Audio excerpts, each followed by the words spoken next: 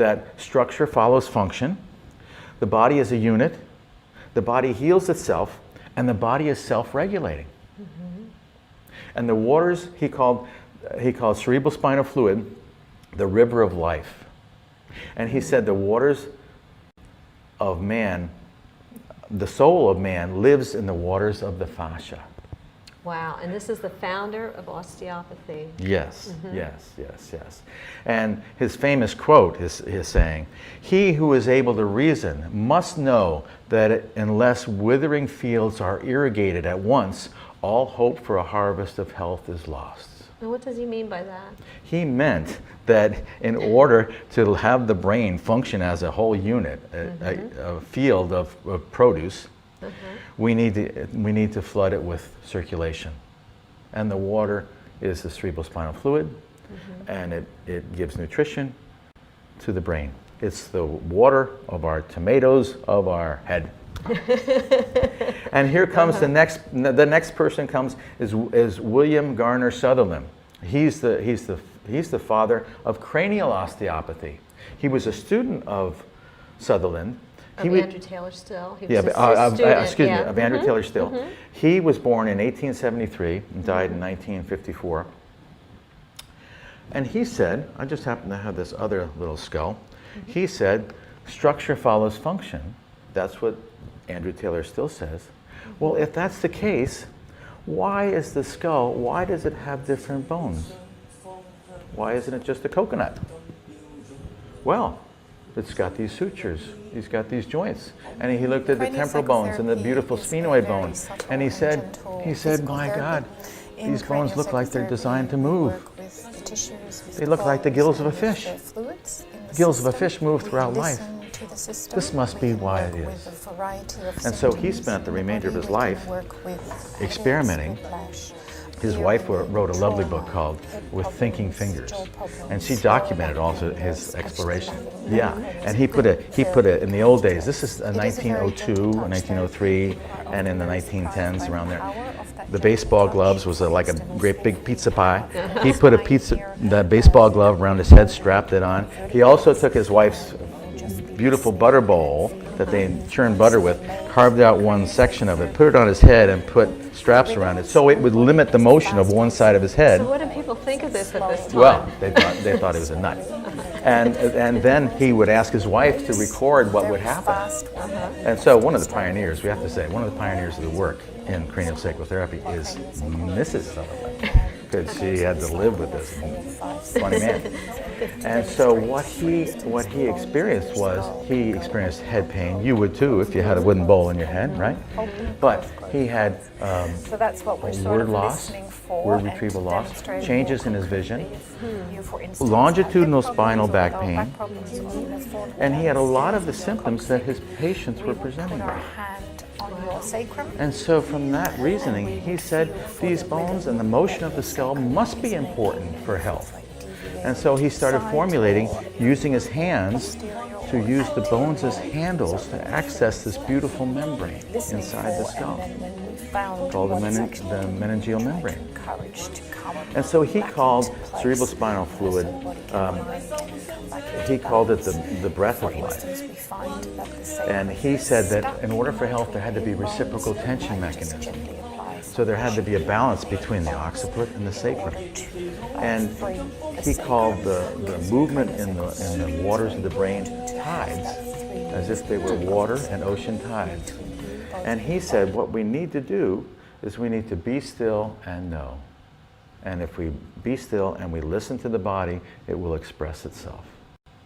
He was a fabulous man. And then comes Upledger. And Sutherland also said we need to know our anatomy. We need to learn our anatomy. So everybody's stressing anatomy. It really they all sounds are. Like, they all are. And here comes my direct teacher, John Upledger. He was born in 1933. He died most recently in 2012. He was a wonderful friend. He was my teacher. He was my friend. He wrote the introduction to my first book, Lessons from the Sessions. He was a fabulous man. He was an osteopath, and he wanted to be a surgeon. He wanted to do surgery and prescribe medications, and he had a patient around 1970 by the name of Delbert. And this man had pain in his legs of unknown origin, And they saw a neurosurgeon, and the neurosurgeon said, I did see this one time in a rotation in Japan, and what it was, there was a piece of calcific plaque in the neck that was strangulating the central nervous system, affecting the nerves most distant, and namely the feet. So they did a myelogram, and they did find this piece of calcific plaque. They did the surgery, and Upledger was assisting, and his role was to hold the dural tube still so that this doctor can debride that little piece of calcific plaque. And that dural tube, that's the membrane that's encasing the spinal cord. Yes, that's the meningeal membrane, made of fascia. And so they opened the spine up with what they call laminectomy, and they opened the spine up. They could see the area that needed to be debrided. The calcific plaque is like a little piece of dried fish food, a little like a cornflake. Yeah. And so here's the hole, and he was to hold it open. And what happened was the dural tube was pulsating and moving in and out, and in and out. And the neurosurgeon said, hey, John, hold that still. John says, you know, I'm having a hard time here. What is this? No one in the operating theater knew what that was. So he did hold it still. They did remove the plaque, and Delbert did get better. And so they went on. Upledger was intrigued by that, and he went back and he looked into the foundations of osteopathy, and he bumped into the work of William Garner Sutherland.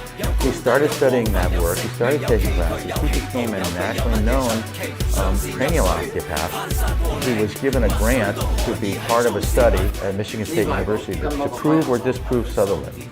So they had 22 researchers. So he was proving or disproving Sutherland's concepts. The concepts of the cranial.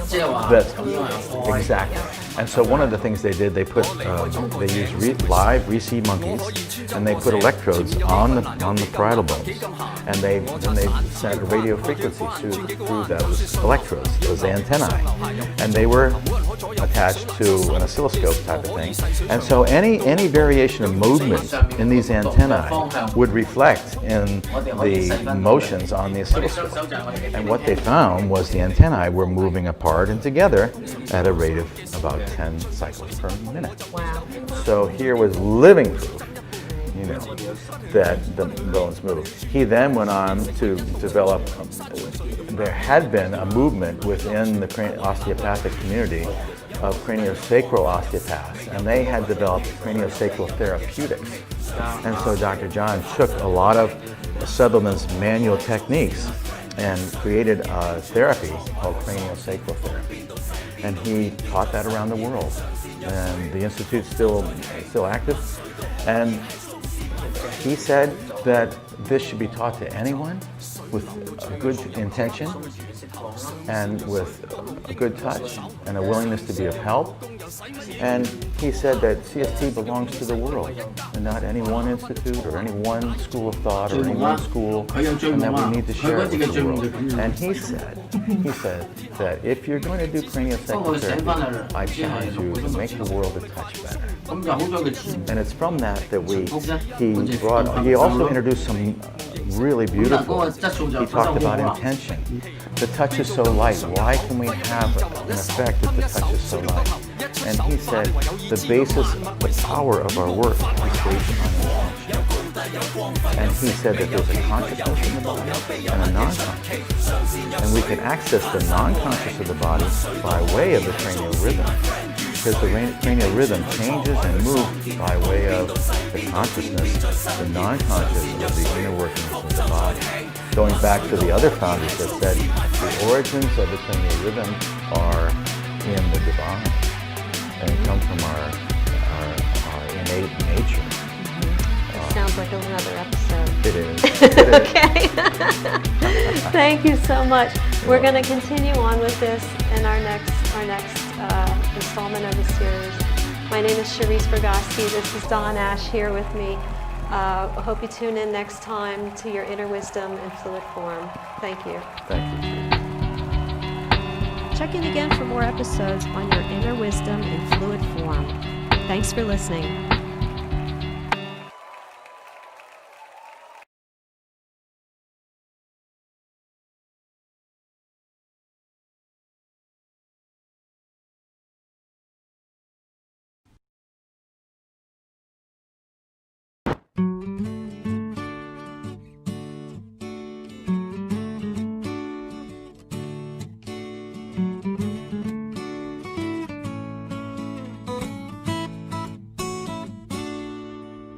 萬里豔陽斜照，心興奮怎麼遮掩？回味昨日無數天真的可愛笑臉，沒有了困倦煩惱，拋走了世俗負累，來共醉於此刻歌聲裏，譜出溫馨美妙，多動人尋夢調，傾出光輝歲月。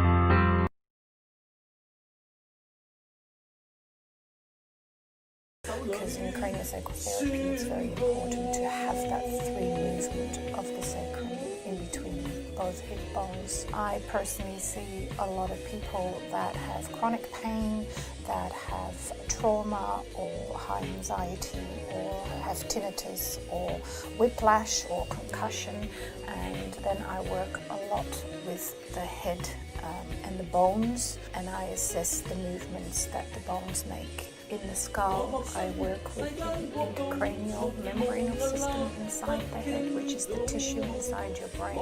And if there's been a fall or even severe trauma, then usually this is quite impacted, and I would feel for that and try and nudge that along to come back into balance and to in alignment. Another thing that we work with is sinus problems. This, for instance, is your superior sagittarius sinus. We will work with that to get the fluid better flowing again and to address any sinus problems, congestion, restrictions that there might actually be. 我哋唔會俾過多嘅，因為如果我哋順應頭先嗰個自愈全身五部曲，我哋係 feel 住佢嘅筋膜嘅流動，去帶動佢嗰個身體嘅反應。咁嗰個係佢身體做主導，唔係我哋嘅計算。咁所以唔會過多嘅，佢夠咧佢就唔會 take up 㗎啦。咁所以頭先你話做幾耐咧？任何一陣洋葱皮嘅釋放都係一個好嘅治療嘅效果。喺我哋唔知頭唔知路，個 client 又唔知頭唔知路，原來 upper 就話咧咁樣咧都有咧20% 大師級嘅療效。我的當下為你已經瘋狂了，脈搏心跳沒有你根本不長久，相遇了。